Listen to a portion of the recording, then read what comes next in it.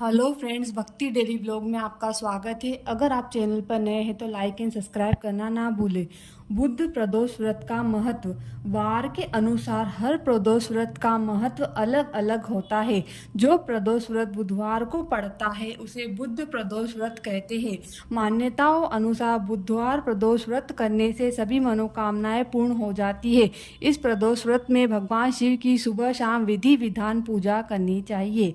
इसके अलावा शिवलिंग पर जल जरूर अर्पित करें। साथ में बुधवार प्रदोष व्रत की कथा भी जरूर पढ़ें। बुद्ध प्रदोष व्रत कथा प्रारंभ। एक समय की बात है कि एक पुरुष का नया नया विवाह हुआ था।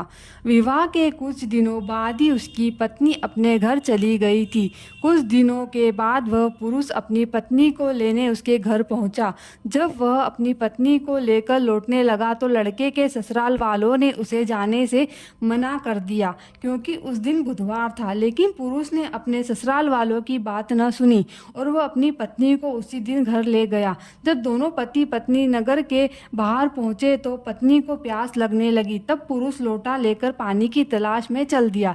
जब कुछ देर बाद वह पानी लेकर लौटा तो उसने देखा कि उसकी पत्नी किसी से हंस हंस कर बात कर रही है। उसके अलावा उसके लोटे से पानी भी पी रही है। यह देखकर उसे क्रोध आ गया।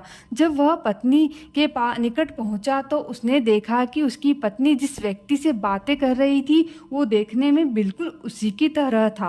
पत्नी भी देखकर आश्चर्य में पड़ गई। दोनों पुरुष आपस में झगड़ने लगे। वहां मौजूद हर व्यक्ति हम शक्ल आदमियों को देखकर आश्चर्यचकित थे।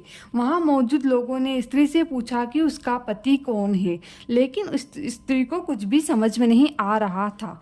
तब पुरुष ने शंकर भगवान से प्रार्थना की और कहा, हे भगवान, हमारी रक्षा करे। मुझसे बहुत बड़ी भूल हुई है। मैंने अपने सास ससुर की बात नहीं मानी और अपनी पत्नी को बुधवार के दिन विदा करा लाया।